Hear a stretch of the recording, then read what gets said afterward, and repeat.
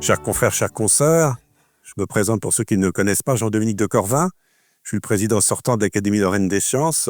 Donc j'ai le plaisir d'introduire la conférence de Pierre Mutsenhart et je me réjouis de la tenue de ce colloque. Il a fallu presque 2 ans pour le préparer et puis j'en profite pour saluer les présidents de l'époque qui ont mis sur les fonds baptismaux ce colloque. Éric Germain pour l'Académie de Stanislas, Raymond Oligère pour l'Académie nationale de Metz et moi-même pour l'Académie Lorraine des Sciences. Et puis hier, nous avons eu les 3 présidents, là, Jean-Marie Parisi qui m'a succédé, Étienne Criqui, qui est président de l'Académie de Stanislas, Denis Chamin, président de l'Académie nationale de Metz, et nous avons aussi Jean-El Gamal, qui est là et qui est là depuis le début. Et puis je voudrais saluer le travail vraiment du comité d'organisation et aussi du groupe de travail qui a été mis en place par Jean-Marie Parisi. Alors, nous sommes relativement nombreux, ça va être retransmis sur YouTube.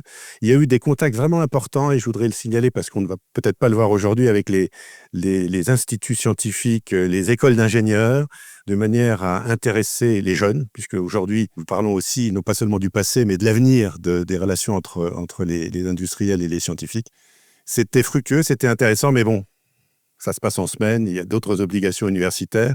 Mais néanmoins, comme cela a été dit, tout ce qui est dit ici et présenté est enregistré et ça sera sur la chaîne YouTube de l'ALS et accessible donc de façon très simple. J'avais pour mission, moi, particulière dans ce comité de solliciter l'Université de Lorraine. Et j'avais donc contacté Hélène Boulanger, qui malheureusement ne peut pas être avec nous parce qu'elle a d'autres obligations, mais qui souhaitait intervenir. Et nous avons néanmoins Jamal Boukdira, qui est un des vice-présidents qui fait partie du comité d'organisation. Hier, nous avons entendu Jérôme Sterpenich nous parler avec beaucoup d'intérêt des PUI. Et Hélène Boulanger ne pouvant pas être là, et nous souhaitions quand même montrer l'importance qu'a eu l'Université de Lorraine dans les liens avec les industriels. Et elle m'avait proposé de solliciter Pierre Mutsenhart, ancien président, peut-être moins occupé actuellement et plus disponible, pour parler de l'évolution des relations entre le monde académique et le monde scientifique et industriel. Donc c'est un choix qui, je trouve, est tout à fait judicieux. Et puis j'ai eu l'occasion aussi de parler avec Jean-Pierre Finance, Jean-Pierre Finance qui était président de l'Université Henri Poincaré, qui a lancé l'Université de Lorraine, qui s'est effacé, et c'est donc Pierre Mutsenhart ensuite qui a présidé pendant 2 mandats, et il m'a dit tout le bien qu'il pensait de l'action de Pierre Mutsenhart à la tête de notre université. Alors, je ne ferai ici qu'aborder le parcours universitaire exceptionnel de Pierre Mutsenhart, à la fois d'enseignant-chercheur et puis aussi celle de grand administrateur, bien au-delà d'ailleurs de la Lorraine. Alors, on a un peu échangé avec Pierre et il m'a dit qu'il était un enfant de la Lorraine, à plus d'un titre. Il m'a confié être issu d'un milieu qu'on appellerait modeste, mais je ne crois pas qu'il le soit. Son père, né en 1912, ayant été maître menuisier ébéniste à Thionville. Sa mère, née en 1919, avait passé son baccalauréat avant 1940. Alors, vous savez, dans l'intelligence, il y a beaucoup de génétique. Et là, je pense qu'il y a des aspects importants. Elle aidait son mari dans le magasin de meubles qu'ils avaient, tout en élevant 6 enfants. Et l'aîné était né en 1941, et Pierre, le petit dernier, est né 25 ans plus tard. Last but not the least, si j'ose dire. Alors, lors de nos échanges, Pierre Mutsenhart a insisté sur le rôle de l'université dans la promotion des talents, particulièrement pour les étudiants d'origine modeste. Je crois que c'est toujours le cas. En tout cas, c'est ce que j'ai vécu à l'université en tant que professeur de médecine interne. Brièvement, après une formation initiale, DUG en sciences de la nature et de la vie, magistère de la chimie moléculaire, licence et maîtrise de physique-chimie, Pierre Mutsenhart a gravi les échelons de la carrière universitaire à l'université Henri Poincaré. Doctorat, maîtrise de conférences, habilitation à diriger des recherches. Dans cette actualité, vous savez, conflictuelle en Europe, avec la réapparition suggéré par notre président de la République d'un service militaire volontaire, je signalerai que Pierre Mutsenhart a eu une activité scientifique dans le contingent en 1990-91. Moi aussi, j'ai fait mon service militaire. Et une activité de scientifique invitée aux États-Unis grâce à une bourse de l'OTAN en 1996.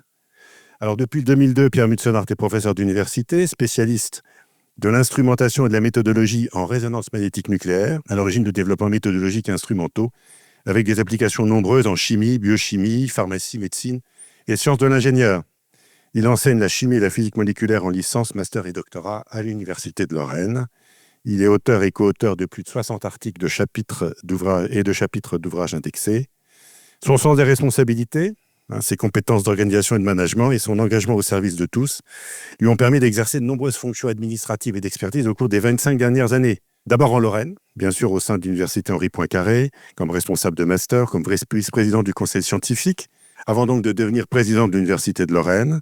Il a aussi été, et ça j'y suis particulièrement sensible, vice-président du conseil de surveillance du CHRU de Nancy de 2013 à 2022. Au niveau national, donc membre du Conseil national des universités, section 31, membre du conseil d'administration et président de la commission recherche et innovation à la conférence des présidents d'université, la CPU, membre du conseil d'administration du CNRS, président de la fondation Polytech, qui est un réseau d'écoles d'ingénieurs, membre du conseil d'administration du CNRS, donc président de la commission des moyens et personnels au sein de France Université de 2022 à 2024, conseiller ministériel et directeur adjoint de cabinet au ministère de l'Enseignement supérieur et de la Recherche, donc de 2022 à 2024. Au niveau international, d'importantes fonctions scientifiques et techniques, expert pour l'Agence française de sécurité sanitaire des aliments et des produits de santé, l'AFSAPS, délégué à la pharmacopée européenne pour l'ARMN, président de l'Université de la Grande Région, dont on a parlé hier, regroupant, et qu'on reparlera aujourd'hui, regroupant les 6 universités frontalières de France, Luxembourg, Belgique et Allemagne, membre du groupe de travail sur les politiques de recherche de l'EUA,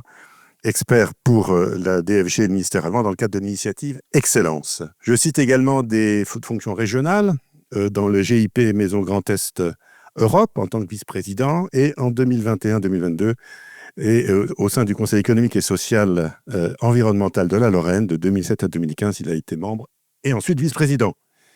Il est chevalier de la Légion d'honneur et officier des Palmes académiques. Monsieur le Président, chers collègues, je vous cède la parole pour traiter en 40 minutes d'un sujet que vous avez choisi, que vous connaissez bien, les évolutions des relations entre les mondes académiques et industriels, l'exemple de l'Université de Lorraine.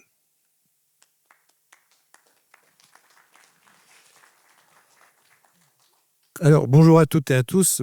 Merci de cette longue introduction me concernant. Je ne suis pas forcément très habitué. Je suis très heureux d'être ici parmi vous, de retrouver un certain nombre de collègues parce que j'ai un peu abandonné la Lorraine pendant 2 ans, mais je peux vous assurer que j'y suis revenu avec plaisir dans mon laboratoire d'origine à refaire de la recherche et de l'enseignement depuis cette année. Et c'est un grand plaisir. Alors, j'ai choisi de parler de l'évolution des relations entre les mondes académiques et industriels et de montrer après l'exemple de l'Université de Lorraine, en quoi c'est la plus belle, vous vous en doutez. Je vais simplement dire en préambule, devant cette audience, je ne suis pas historien, donc j'aurai peut-être quelques raccourcis sur l'histoire de l'industrie ou de l'université. Je prendrai aussi certains peut-être partis pris ou disons des aspects un peu caricaturaux pour montrer les choses. La réalité est toujours un peu plus grise, un peu plus nuancée. Donc, je vais déjà essayer de regarder, on va commencer par l'industrie, comment elle a évolué. Et j'ai pris comme date 1800, on verra pourquoi, parce que aussi c'est les prémices du monde industriel. Hein. On parle des premières industrialisations sur la période de 1800 à peu près à 1850. On a déjà des prémices d'industrialisation, de mécanisation plus que d'industrialisation. On voit l'essor du charbon, on voit un certain nombre de choses qui arrivent ici. On peut d'ailleurs se référer, parce que c'est un peu antérieur à la trajectoire de la famille de Wendel en région, qui a quand même beaucoup marqué cette région, en passant de maîtres de forge aux grands industriels, aux grandes industries que l'on a vues ensuite. Ces développements, ils se sont largement accélérés en fait entre 1850 et 1870, parce que là, on a eu vraiment l'industrie plus lourde qui est arrivée avec notamment la révolution ferroviaire et un besoin en fait en métallurgie qui a été exponentiel, et avec les industries qu'on connaît en Lorraine qui se sont développées. Mais pas seulement, on a aussi la chimie qui a commencé à se développer. Et puis, parallèlement, on a aussi le monde des finances qui s'est développé avec des banques qui sont développées pour soutenir l'industrie et le développement industriel. Et on avait plutôt des grandes familles industrielles à cette période. Et puis, on a eu une époque florissante, je dirais, de 1870 à 1914, avec, bien sûr, il y a l'électricité qui arrive, y compris dans l'industrie, beaucoup plus de machines-outils qui arrivent, l'automobile qui va se développer derrière avec Peugeot, Citroën en France, mais aussi la chimie. Alors, avec d'un côté les engrais, de l'autre côté les explosifs. Ça se ressemble encore assez. L'aluminium, puis on a les prémices de l'industrie aéronautique. Donc on voit, mais tout ça, c'est au travers plutôt de grands groupes ou de grandes familles, même plutôt que de grands groupes. J'essaye d'aller assez rapidement. On a la période ensuite de l'entre-deux-guerres où on peut parler d'une industrie qui est quand même plutôt dirigée à cause des efforts de guerre, à cause de ce qui se passe. Bien sûr, l'automobile qui continue de s'accroître, l'industrie aéronautique et ces grands groupes qui arrivent. Mais on a encore des morceaux qui sont morcelés, on le reverra après. On a à peu près la même chose d'ailleurs en Allemagne et en France, qui se développe au niveau industriel. Et nous, étant donné qu'on a cette frontière qui a bougé entre 1870 et 1914, on peut voir des choses très intéressantes. Je reviens sur les deux Wendel. Dans la stratégie qu'ils ont eue de développer des deux côtés de la frontière leurs industries, mais il n'y a pas que. Parce que, rappelons qu'à cette époque, la Lorraine était une terre profondément industrielle. C'était une des régions les plus riches de France.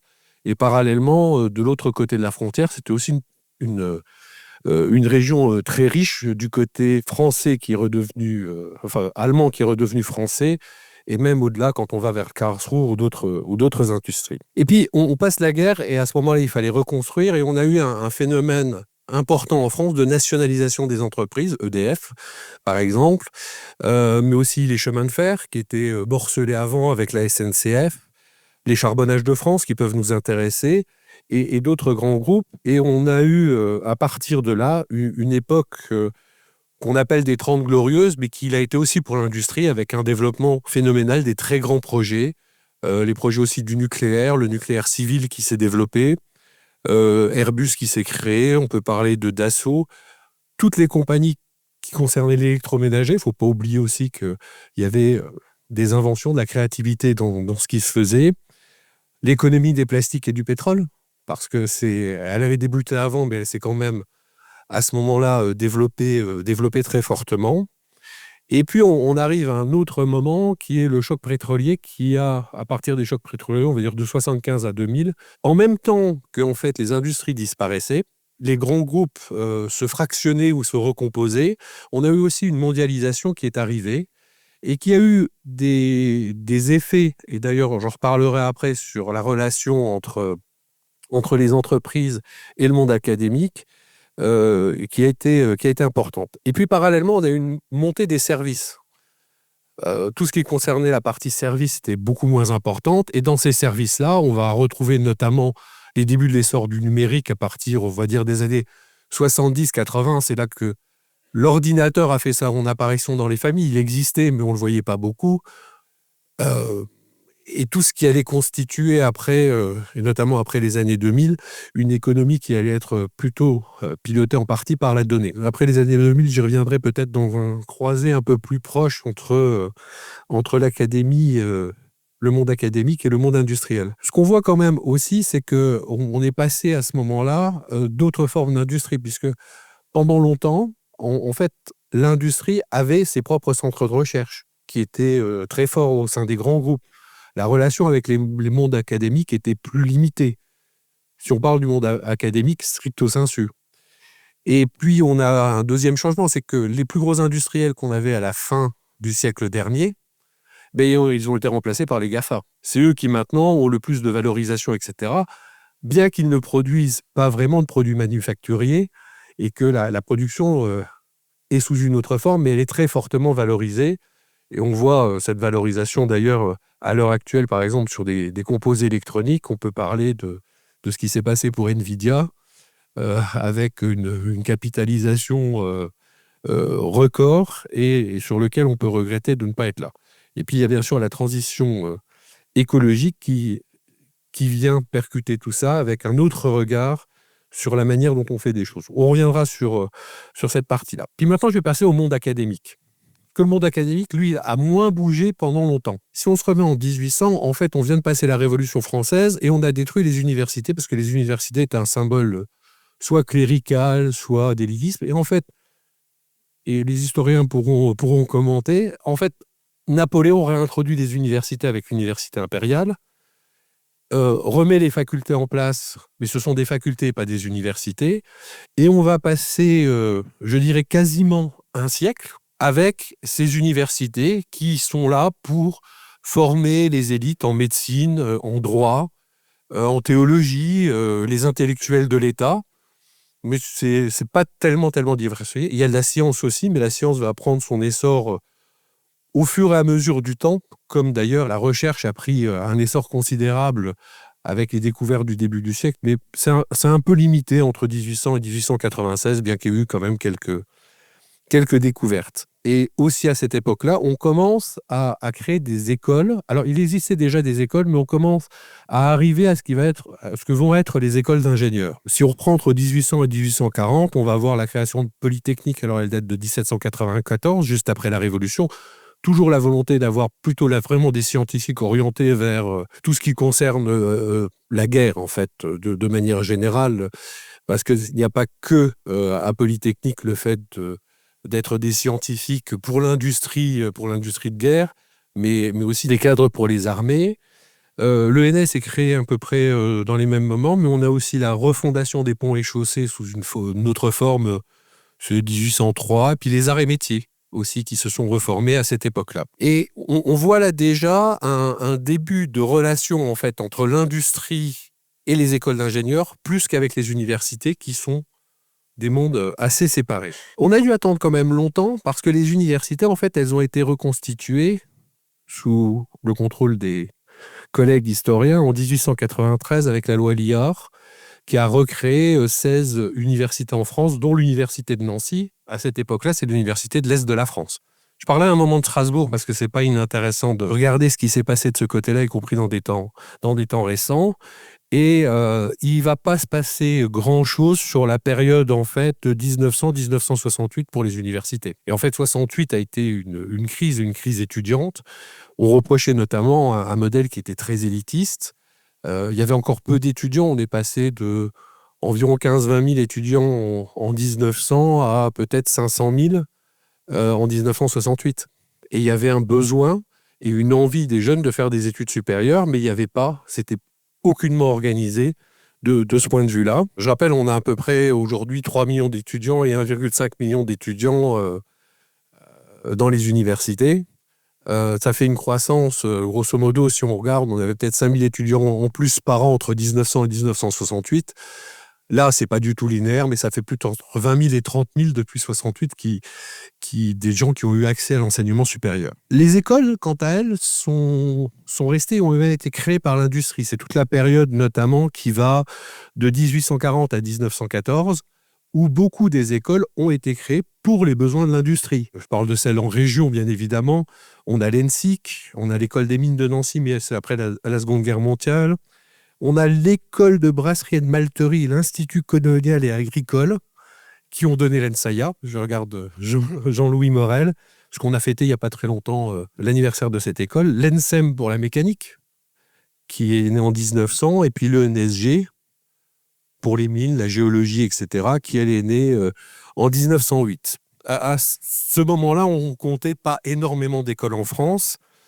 Il y a quand même autre chose qui est arrivée avant qu'on en arrive à 68 et après 68. Il y a eu la création de la CTI. Elle date de 1934 parce que ces écoles-là étaient quand même relativement indépendantes les unes des autres, avaient chacun leur cheminement, et le diplôme n'était pas très très bien caractérisé. Et la CTI, qu'on connaît encore maintenant, a donné un là à toutes ces écoles d'ingénieurs sur ce qu'était le diplôme de sortie aux écoles d'ingénieurs, et ça date de 1934. Bon, après, on a eu quelques créations, bien sûr, après la guerre. En 1934, j'avais noté, il y avait 40 à 50 écoles.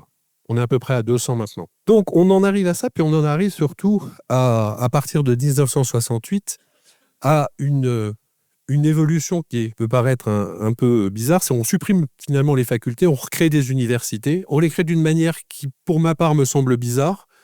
C'est Nancy 1, Nancy 2, Montpellier 1, Montpellier 2, Montpellier 3, avec des divisions en France en regroupant des facultés qui sont quelquefois un peu aléatoires. Je ne sais pas si c'était géographique, les accointances des uns et des autres, puisqu'on pouvait trouver droit et santé, pourquoi pas, mais on n'avait pas sciences et santé, ce qui quand même peut poser quelques questions, et puis des séparations entre arts et lettres langues, grosso modo SHS, sciences et santé, qui font qu'on pouvait avoir 4 universités dans une même ville.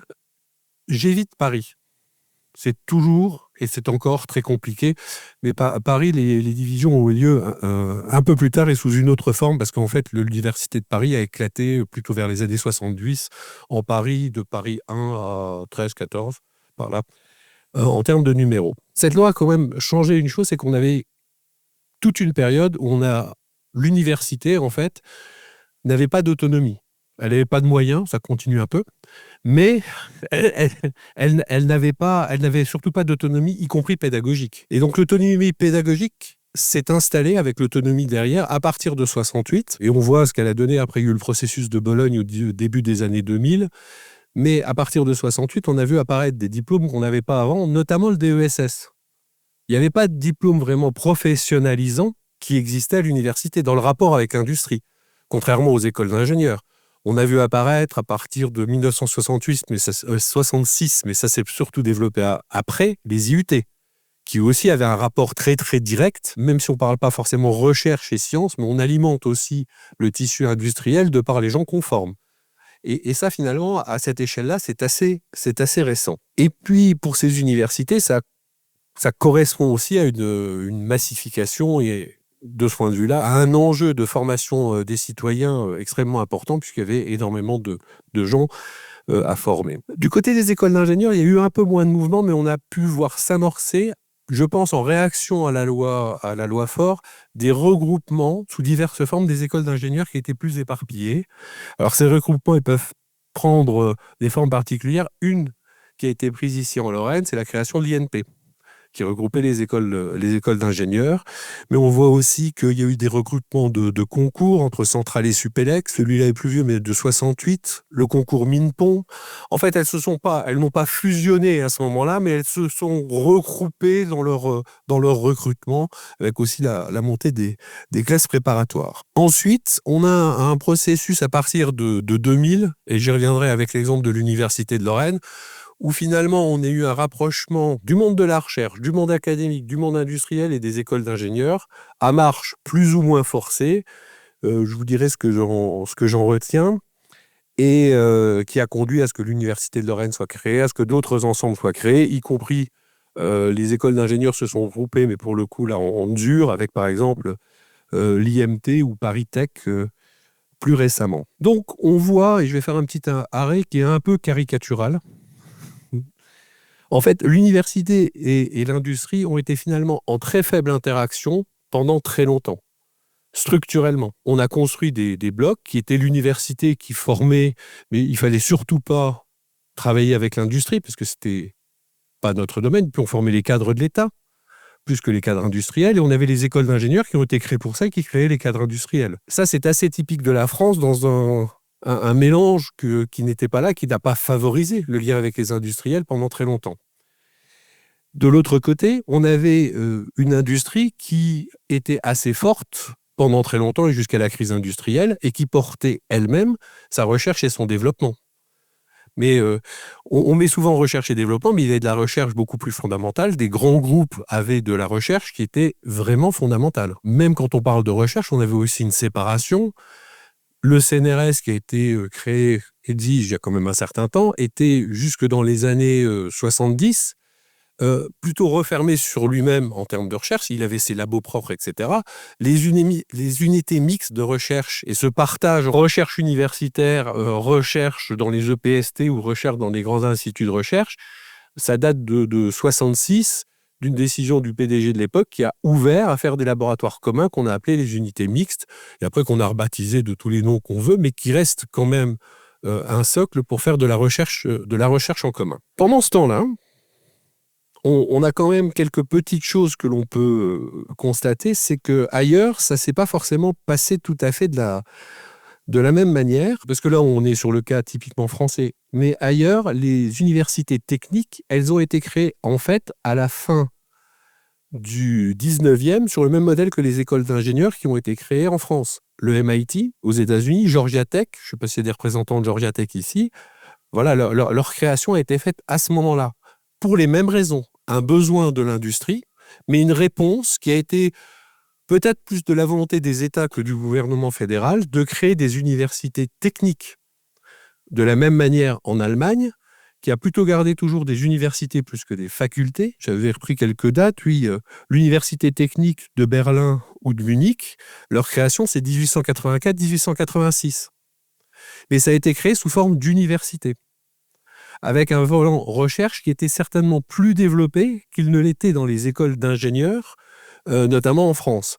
Donc on voit des trajectoires qui sont différentes et on voit ce que sont devenues ces universités technologiques, notamment les universités technologiques américaines, qui trustent... alors on va enlever Oxford, Cambridge, les Anglais et puis Harvard, mais qui sont quand même très très hautes dans les classements et qui répondent aux besoins à la fois de la société, de la science et de l'industrie. Voilà déjà pour un premier panorama, puis je voudrais parler de l'Université de Lorraine. Alors, on vous en a déjà beaucoup parlé, mais je pense qu'il faut revenir à un moment où, début des années 2000, les présidents de l'époque, alors il y avait déjà Jean-Pierre Finance, mais les autres commençaient aussi, et quelques-uns, ils ont voulu se rapprocher. Alors il y avait un mouvement de rapprochement des universités, de croiser les mondes. Il y a eu la Fédération d'anciennes universités qui s'est faite, et ça provient aussi profondément du déclassement universitaire qu'on avait en Lorraine. Parce que derrière le déclassement industriel et de la région, l'université de Nancy, qui était une des bonnes universités ou des très bonnes universités dans les années 70, 80, etc., a aussi amorcé une descente par rapport aux 16 universités historiques quand elles ont été créées. Il y a eu une conscience aussi des politiques qu'il fallait rapprocher le monde industriel, le monde académique, et dans le monde académique, je mets les écoles d'ingénieurs, pour pouvoir créer quelque chose de nouveau et qui réponde aux besoins de la société. Ce rapprochement, il s'est fait aussi parce qu'on a quand même une chance en Lorraine en termes de modèle, c'est d'avoir les quatre principaux organismes de recherche qui étaient présents. Le CNRS, bien évidemment. L'INRIA est venu plus tard. D'ailleurs, l'INRIA est venu en compensation du déclassement industriel. Il faut s'en souvenir quand même. L'INRAE et puis l'INSERM. Il n'y avait pas le CEA.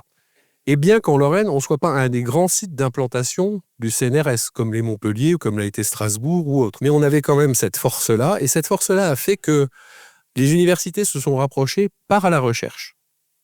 Parce que les laboratoires qu'on a su créer, que les gens ont su créer, plutôt les communautés, étaient déjà des laboratoires communs bien avant la création de l'Université de Lorraine. Les maths, parce qu'ils en avaient envie, parce que c'est fondamentalement, ils aiment être ensemble, donc les matheux étaient réunis dans un même laboratoire, mais on a d'autres laboratoires où les gens se sont réunis un peu avant. On avait beaucoup de laboratoires qui étaient croisés entre l'UHP, l'INPL à l'époque, ce qui a permis d'ailleurs de créer quelque chose qui est assez symbolique, et Jamal est là ou dont on parlerons, qui est l'IJL. À l'université, on avait un laboratoire de physique. Enfin, c'était physique des matériaux. Et de l'autre côté, on avait un laboratoire, ça devait être génie industriel et métallurgie.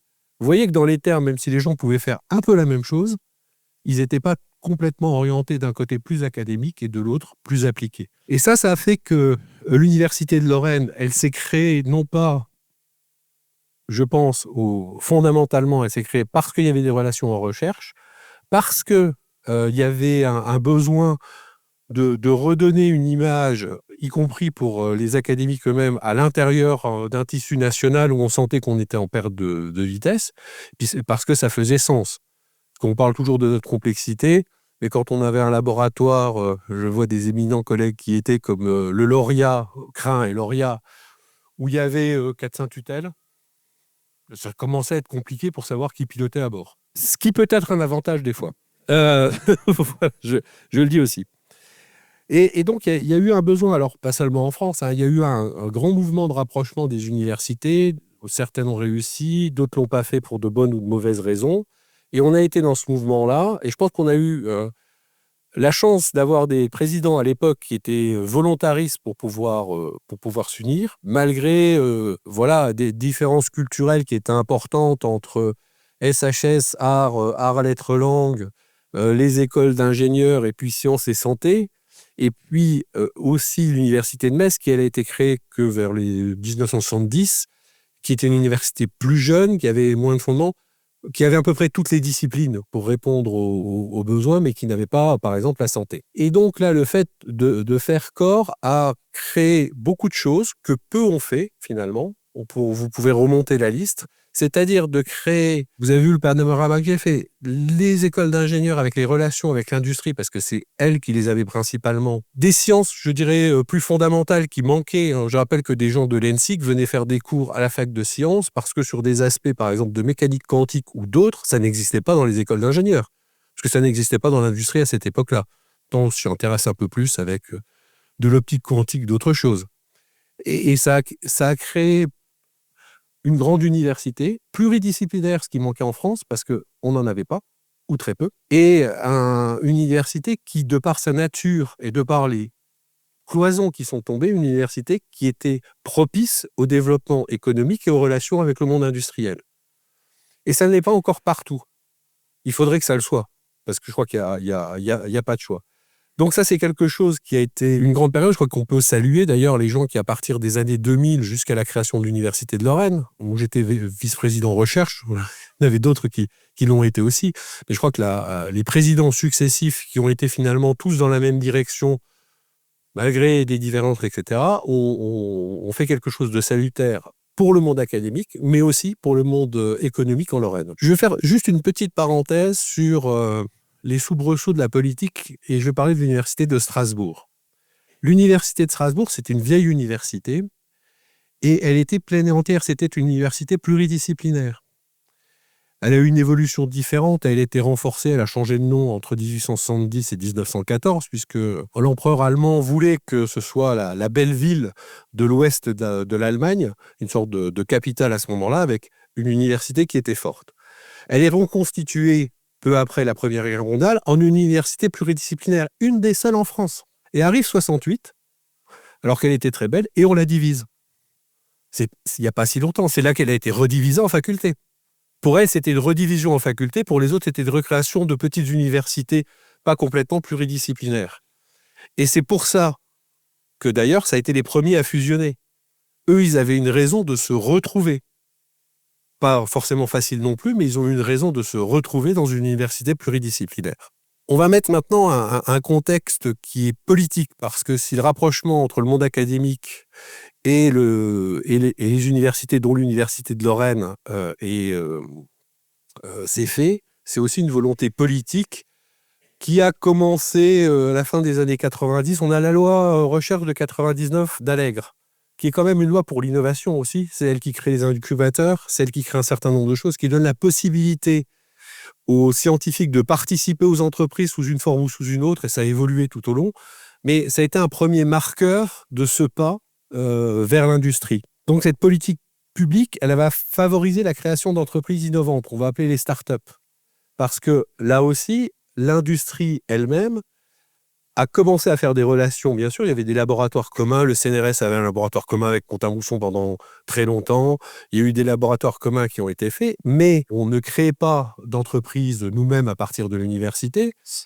Les grands groupes, je regarde les industriels qui sont là, ont commencé à en créer plus en se dessaisissant debout au départ qu'en essayant d'attraper des entreprises innovantes. Et on a ce monde des startups qui est apparu. Bien sûr, avec le numérique, c'était beaucoup plus facile, parce que c'est beaucoup plus facile d'industrialiser et de vendre un logiciel que de mettre en place une chaîne de production. Mais l'économie de service a pris une place considérable, et on s'est retrouvé dans des politiques publiques qui ont été un appui depuis à peu près 20 ans, constant, à ce partenariat public-privé, à ce développement à partir de l'université. Soit des brevets, on est beaucoup plus regardé sous cet angle-là, même si on en a toujours eu, mais sous un autre angle, de les développer par nous-mêmes, de les faire reprendre avec des grands groupes, de les faire avec des grands groupes. Et donc cette politique publique, elle a été pleinement dirigée pour aller plus vers le monde industriel, vers le monde économique, mais aussi, j'en redirai un mot, sur les aspects de formation et d'élévation du niveau de culture dont on avait besoin, du niveau d'études dont on avait besoin, à la fois dans l'industrie et dans les services. Et ça, l'université y a largement contribué. Alors, des outils, vous en avez entendu parler, j'en ai entendu, mais on en a créé quand même à foison. Et une chose qui est assez intéressante et où on peut être très fier, c'est que l'Université de Lorraine s'est quand même saisie de pratiquement tous les objets à un moment donné. On peut revenir à beaucoup de choses, mais on peut parler des instituts Carnot. L'Institut Carnot qui a été créé au début beaucoup avec les laboratoires qui étaient en lien avec l'INPL et avec l'ingénierie, dans un mécanisme qui a été voulu pour essayer de copier les Fraunhofer à l'allemande, mais pas tout à fait le même modèle. Et c'est un mécanisme qui est intéressant et qui reste intéressant puisqu'on entraîne. Le fait d'avoir des partenariats avec l'industrie fait qu'il y a un retour sur investissement qui est fait pour faire plutôt de la recherche amont. J'aime pas le terme fondamental appliqué, mais plutôt de la recherche amont, prospective, etc. Et qui a bien marché. On a un très bel institut Carnot et d'autres se sont montés avec quelques antennes en Lorraine. Après les instituts Carnot, on a eu tout ce qui découle. Alors, bon, il y a eu les incubateurs, on en a parlé, ça c'est 99, on était là. D'ailleurs, ensemble, déjà, les universités sont mis très vite ensemble sur l'incubation.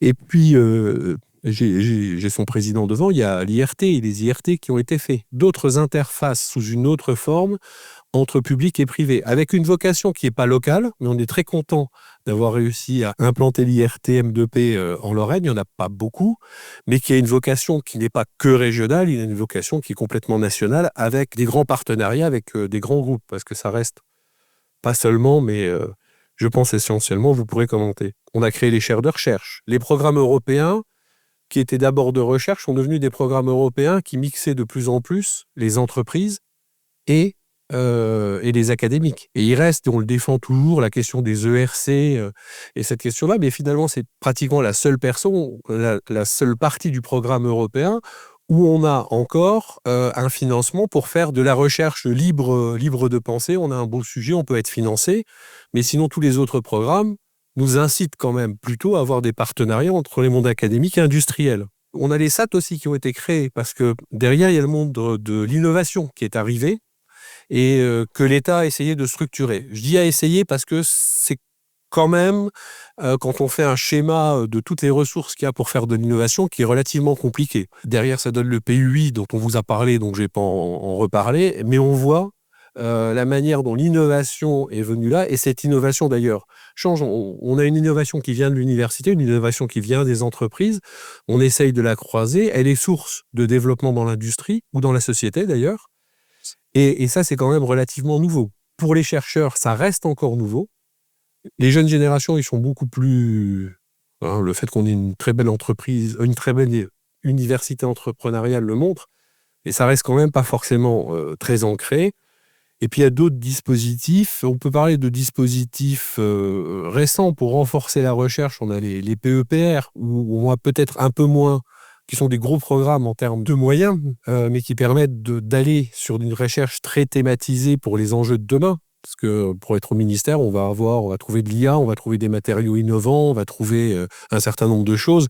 Dans cette fibre-là, il y a les clusters du type de ENACT, qui est aussi un cluster dans lequel on veut mêler le monde académique, mais aussi beaucoup le milieu industriel pour avoir des développements en IA et dans IA plus X, c'est-à-dire différents domaines de l'IA. Tout ça, ça a foisonné. Le pôle universitaire d'innovation, c'est facilement comment on est capable de rassembler les choses. Donc, l'Université de Lorraine, ce que je dis à ce moment-là, c'est qu'elle a été, je pense, une des universités qui a permis, par la manière dont elle s'est constituée, par ce qu'elle est constituée, de répondre à ces défis et d'être, je pense, un acteur important vis-à-vis du monde industriel, avec différents types d'interfaces, des interfaces directes, les Labcom qui ont été lancés par l'ANR, où on a très bien répondu, qui sont adressés à des grands groupes, mais aussi à beaucoup d'entreprises locales, avec un défaut, quand on a fait notre programme PIA, etc., c'est qu'on a voulu aller chercher d'autres entreprises innovantes que celles qu'on connaissait. En termes de petites et moyennes entreprises, on n'en a pas trouvé beaucoup.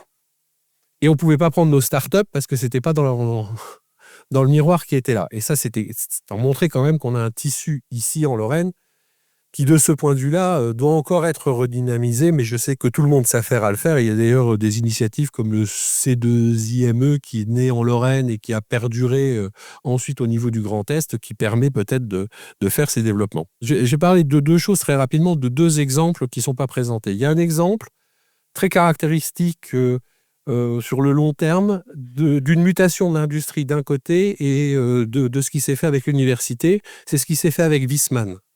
J'aurais pu prendre aussi Norsk. qui est le papetier des Vosges. Pourquoi ça change un peu les choses? C'est parce qu'on a là une production industrielle avec une partie de R&D et un groupe industriel qui donne une certaine latitude à son usine pour faire de la R&D. Et la R&D, ils la font à partir d'un brevet de l'IJL où ils font une nouvelle ligne de production et ils continuent. Il y a eu un Labcom et ils continuent maintenant, sous le contrôle de Jamal, à être présents, je crois, à l'IJL dans un partenariat qui est fort pour leur développement. Ça, c'est ce qu'on entend assez souvent de ce qu'on aimerait bien comme belles histoires sur la R&D, et il y en a. Et je pense que mes collègues vous les montreront. Et puis, il y a autre chose qui me permet de conclure aussi, qui est qu'en fait, l'Université de Lorraine, c'est un acteur socio-économique très important. On a un certain nombre de diplômés et on ne peut pas réduire la relation qu'on a avec l'industrie simplement à une relation de recherche, de brevet ou autre. On forme des gens qui s'insèrent dans les entreprises. Les entreprises en ont besoin. Et elles ont un besoin qui est croissant. Et on répond bien à ça. On forme 20 000 à peu près, il y a 20 000 diplômés par an. La plupart vont dans l'industrie. Et il y a un vrai besoin. Il y en a beaucoup qui s'insèrent localement. Et je prends l'exemple d'une implantation industrielle. Alors, toujours dans des compensations. Et là, c'est Safran Albanie à Commercy. Elle a visité, on a été l'inaugurer, etc. Et on nous a demandé ce qu'on pouvait y faire. L'Université de Lorraine, a pu faire deux choses. Un, c'est fournir les cadres, mais pas les cadres scientifiques. Les cadres de RH, de gestion, etc., qui sortent des IAE de la faculté de droit, c'est là que j'ai retrouvé des jeunes qui sortaient de l'université, parce qu'on en a besoin pour faire tourner une usine. Et de l'autre côté, c'est le contrôle non destructif. Parce qu'ils ont une expertise en contrôle non destructif, ils ont besoin de qualifier leurs eaux de turbines de manière très précise. Et là, on a pu leur fournir des gens de qualité. Ils font cette qualification-là. Et pour la petite histoire, ils la font même maintenant pour les 3 ou 4 usines identiques qu'ils ont dans le monde. Parce qu'ils produisent en Chine, ils produisent aux États-Unis, et je crois qu'il y en a une en Angleterre. Mais ils n'ont pas trouvé de gens suffisamment qualifiés qui veuillent rester aussi avec un emploi assez stable qu'en France. Et donc cette partie-là, elle a été reprise à partir d'étudiants qu'on a formés et de collaboration avec l'université à cet endroit-là. Donc on a une très belle université qui a, et les exemples, j'en ai pas pris beaucoup, vous les aurez par les collègues, d'exemples récents de développement sur les batteries d'hydrogène, l'IA ou autre, mais surtout on est un acteur socio-économique, on est devenu un acteur socio-économique extrêmement important et beaucoup plus important qu'avant pour le développement à la fois de la nation et du territoire, avec des enjeux qu'on est capable maintenant d'apprécier parce qu'au-delà de la recherche, on peut répondre à des défis sociétaux pour lesquels il faut une pluridisciplinarité bien étendue au-delà de la santé des sciences, voire des sciences humaines et sociales. Et voilà, j'ai été trop long et je vous remercie, mais pas tant que ça.